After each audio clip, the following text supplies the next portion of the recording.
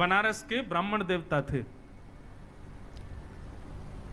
भागवत जी का रोज पाठ करते थे। मैंने पहली कथा में, सबसे पहली कथा में, और आज के ही दिन 21 जुलाई 2015 को ये कथा मैंने कही थी, आज 21 जुलाई 2023 को दोबारा कह रहा हूं। बीच में मुझे याद नहीं मैंने कभी कही हो।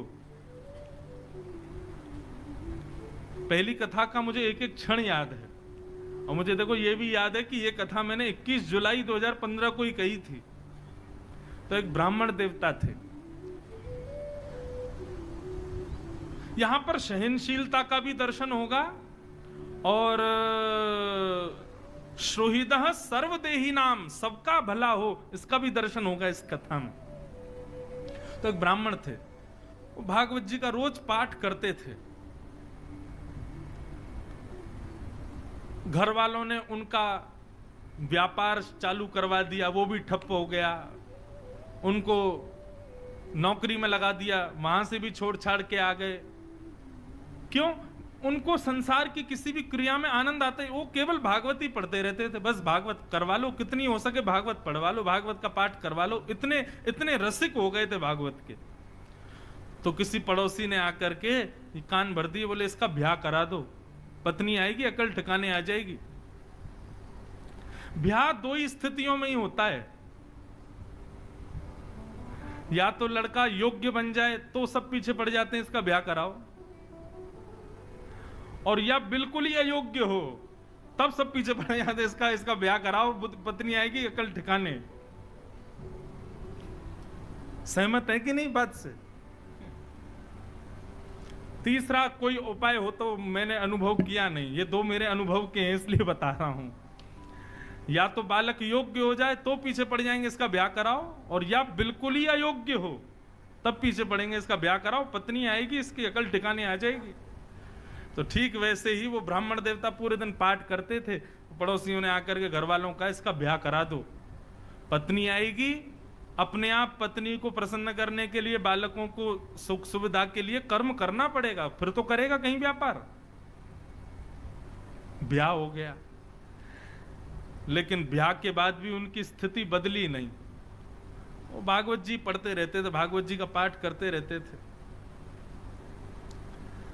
2-4 साल तक पत्नी ने सहा।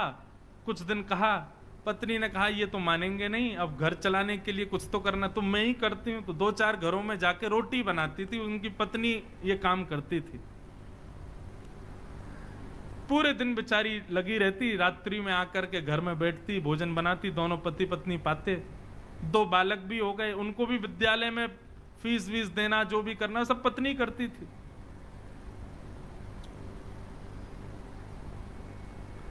एक दिन उस ब्राह्मण के घर पर कुछ संत पधारे, और संत भी ऐसे समय पर आए जिस समय पर घर का पूरी प्रसादी भोजन सब समाप्त हो चुकी थी, सब पा चुके थे। प्राचीन काल में, प्राचीन भारत में संतों को घर में आने के लिए अनुमति नहीं लेनी पड़ती थी। संत जब जिसके यहां जाना चाहे पहुंच जाते थे, और जिनके घर पहुंचते थे वो अपने धनभाग्य मान करके उनको भोजन वगैरह पवाते थे, खुद छत पे सोते थे, उनको कमरों में सुलाते थे। ये प्राचीन भारत था, अब का भारत नहीं है। अब तो संत पहुंच जाएं, फोन करें, अरे भैया हम तुम्हारे नगर में आए। बोले हम तो सब बाहर हैं, छुट्टी मनाने गए महाराज जी, आपको पहले बताना चाहिए था, 1 हफ्ता पहले फोन करते तो हम करते कोई व्यवस्था। अब आप एंड टाइम पे फोन करोगे, हम भी कोई फ्री थोड़ी बैठे हैं। अब का भारत अलग है।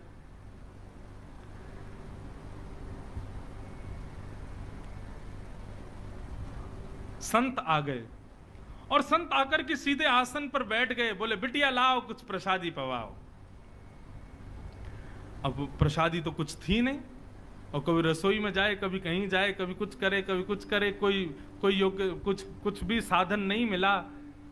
बार बार बिटिया को इधर से उधर भागते देख संत समझ गए कि हम गलत समय पे आ गए हैं, यहां पे अभी कोई व्यवस्था है नहीं। संत उठ गए, उठ करके बोले बिटिया महादेव की इच्छा होगी तो फिर कभी आएंगे, हाँ अभी चलते हैं। और प्रणाम करके सब चले गए। ब्राह्मण की पत्नी बहुत निराश हो गई। क्यों? बोले आज तक मैं सह रही थी अपने पति के सब भावों को, ये कुछ नहीं करते, मैं सब जानती हूं, भागवत जी का पाठ ही इनका सर्वस्व है, मैं सब जानती हूं। लेकिन आज महात्मा हमारे घर आए और हम उनको कुछ पवा ना सके, ऐसी स्थिति तो मुझे स्वीकार नहीं थी। आज यदि मेरे पति भी कुछ काम करते, घर में थोड़ा धन होता, अनाज होता, भोजन ज्यादा होता, तो उनको पवाती। अब अकेली मैं नारी, पति को भी खवाऊं, बच्चों को भी खिलाऊं, खुद भी खाऊं, कहां तक चलाऊंगी घर को? पूरे दिन बस भागवत जी पढ़ते रहते हैं, कुछ करते धरते हैं नहीं। आज पत्नी को क्रोध आया और भीतर कमरे में गई तो पंडित जी वही भागवत जी का पाठ कर रहे थे प्रसन्न मुद्रा में। पत्नी बोली, पूरे दिन इसी को पढ़ते रहते हो, क्या दे दिया भागवत ने हमको? अरे कुछ नहीं दिया तब भी स्वीकार था, लेकिन आज संत भूखे चले गए हमारे घर से और तब भी आप इस भागवत को लेकर के बैठे हैं। पत्नी ने भागवत जी की पोथी उठाई और ब्राह्मण के सिर पर ही मार दी। बोले, इसको लीजिए और निकलिए घर से, मैं अकेली चला लूंगी घर को। यही भागवत तुम्हारा सर्वस्व है तो इनके साथ अकेले कहीं और रहो, यहां लौट करके मत आना जब तक मन में भाव ना आ जाए कि मुझे कुछ करना है। ब्राह्मण देवता अपनी भागवत जी को, उसके पन्ने बिखर गए थे, सब समेट करके हृदय से लगा करके रोने लगे और मनी मन विचार करने लगे, हे नाथ, मेरी पत्नी को आप साधारण पृष्ठ के रूप में दिखाई देते हो, पन्ने के रूप में दिखाई देते हो, लेकिन मैं जानता हूं ना आप प्रत्यक्ष कृष्ण हो। हे नाथ, मेरी पत्नी का कल्याण करना, यह है सुहृद सर्वदेहि नाम, सबका हित चाहने वाला। आप मेरी पत्नी का कल्याण करना, उसका मंगल करना नाथ। और अपनी भागवत जी को समेट करके गंगा किनारे चले गए और गंगा किनारे जाकर के खूब रोए, ठाकुर जी को याद कर करके, कथाओं को पढ़ पढ़ के खूब रोए। बोले, मुझे इस बात का दुख नहीं कि पत्नी मुझ पर चिल्लाई, पत्नी ने मुझे गलत कहा, लेकिन मुझे इस बात का कष्ट है कि मेरी प्राण प्यारी भागवत जी को उसने इस प्रकार निरादर किया। ये साक्षात कृष्ण है। कोई बात नहीं ठाकुर जी, उसको सद्बुद्धि देना, उसका कल्याण करना। इतनी सहनशीलता, इतना समत्व और इतनी सुहृदता को देख करके ठाकुर जी रह नहीं पाए और भगवान नन्हे से बालक बन करके काशी में प्रकट हो गए। ऊंची धोती पहनी, सिर पर स्वाफा बांधा, स्वाफा बांध करके एक टोकरी को अपने सिर पर धारण करके ठाकुर जी बनारस की गलियों में घूम रहे हैं और घूमते घूमते उस ब्राह्मण के घर पहुंच गए। गेट खटखटाया, ब्राह्मणी ने गेट खोला। नन्हा सा बालक, बड़ा प्यारा सा, सिर पर टोकरी लेकर के आया है। ठाकुर जी भीतर प्रवेश कर, ब्राह्मणी बोली, कहां चले आ रहे हो? कौन हो भैया? क्या हो? कहां से आए हो? और ये सब क्या टोकरी में? ठाकुर जी कुछ नहीं बोले, मौन, मुस्कुरा रहे हैं बस। टोकरी को नीचे रख दिया, कपड़े से ढकी हुई थी। लौटने लगे तो ब्राह्मणी ने हाथ पकड़ा, बोले, अरे कहीं भी चले आए, कुछ भी रख गए, कौन हो, क्या हो, बताओ तो। ठाकुर जी ने इशारा किया, गूंगे हैं, बोलना नहीं आता, इशारा करने लगे। ब्राह्मण बोली, अच्छा गूंगे हो? ठाकुर जी बोले, गूंगे, लिखना तो आता होगा? ठाकुर जी बोले, लाओ लिख के बताते हैं। तो ठाकुर जी ने उसमें कुछ लिखा और लिख करके पन्ना बंद करके उसको दे दिया, चले गए।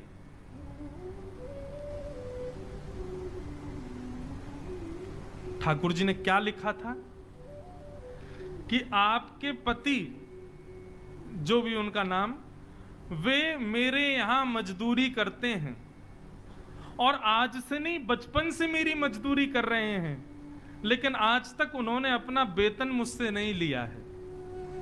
आज तक उन्होंने अपना जो उनकी मजदूरी होनी चाहिए वो उन्होंने मुझसे ली नहीं है। लेकिन आज मुझे किसी ने आकर के बताया कि उनको धन की बहुत आवश्यकता है, तो बचपन से लेके आज तक उनकी जो मजदूरी थी वो मजदूरी में देने आया हूं। और ऐसा लिख करके और ठाकुर जी वहां से चले गए। बोले, मजदूरी? जैसे ही कपड़ा हटाया तो उस डलिया में सोने, चांदी, हीरे, जवाहरात, सबसे भरी हुई लबालब वो डलिया, ऐसी ऐसी मणियां, जो मणियां विश्व में देखने को नहीं मिलती, वो सब उसमें रखी थी। पत्नी मन में सोचने लगी, अरे मैं तो बेवजह गुस्सा हो रही थी, मेरे पति तो छुपा रुस्तम हैं, छुप छुप करके कहीं जाकर के मजदूरी करते थे, मुझे बताया भी नहीं। हो सकता है मैं घरों में रोटी बनाने जाती होंगी, उस समय चले जाते होंगे, और बताओ देखो मुझे बताया नहीं। आज इतना धन, अरे हम तो करोड़पति हो गए, हम तो खरबपति हो गए। मैंने भी बेवजह अपने पति पर गुस्सा किया। बालकों को भेज दिया, जाओ पिताजी जहां मिले उनको बुला लाओ। बालक गए तो पिताजी गंगा के किनारे बैठे रो रहे थे। पिताजी पिताजी, माँ ने आपको घर बुलाया, चलो। बालक चले गए, उन्होंने भागवत जी की पोथी को हृदय से लगाया, रोते हुए घर आ रहे थे और बार बार प्रार्थना कर रहे थे, हे नाथ कृपा करना मेरी पत्नी की बुद्धि सुधरे। जैसे ही अपनी गली के घर की गली में आए तो अपने घर को पहचान ही नहीं पाए। क्यों? आज तो घर का स्वरूप ही बदल गया। दिए जल रहे हैं, द्वार पर बढ़िया सुंदर रंगोली बनी हुई है, सुंदर पुष्पों से घर के द्वार को सजाया हुआ है। ब्राह्मण बोले ये मेरा ही घर है। सुबह तक तो ऐसा लग रहा था तेजहीन, और अभी ऐसा लग रहा है मानो सारे देवता ही मेरे घर में आ गए हों। ये क्या स्थिति हुई? चंद घंटों में सब बदल गया। ब्राह्मण ने जैसे ही भीतर प्रवेश किया, पत्नी ने आकर के थाल से आरती उतारी, जय हो, नए नए वस्त्र पहने हैं। ब्राह्मण को समझ नहीं आया, बोले ये सब क्या हुआ देवी?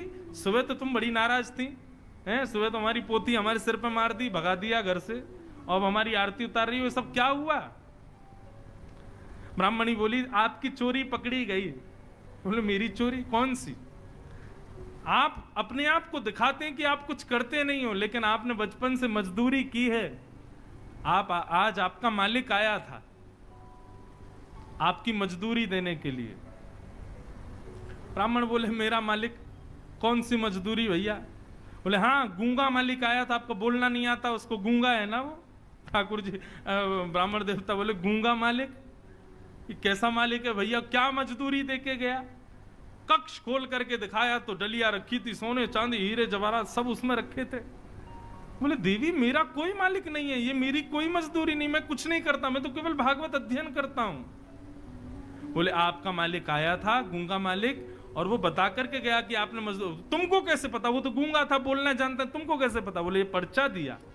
जैसे ही पर्चा खोल करके देखा तो सारे शब्द उस पर्चे में घूमने लगे, और तभी उस पर्चे पर ही त्रिभंग लली श्याम सुंदर की आकृति प्रकट हो गई। ब्राह्मण देवता रोने लगे और रो करके अपनी पत्नी के चरणों में प्रणाम किया और कहा, हे देवी, ये कोई सामान्य व्यक्ति नहीं थे, सामान्य मालिक नहीं थे, पूरे विश्व के जगत नियंता, जगदाधार, जगदीश्वर थे। मैंने बचपन से आज तक भागवत का पाठ कभी अपने सुख के लिए नहीं किया, केवल उनके लिए किया।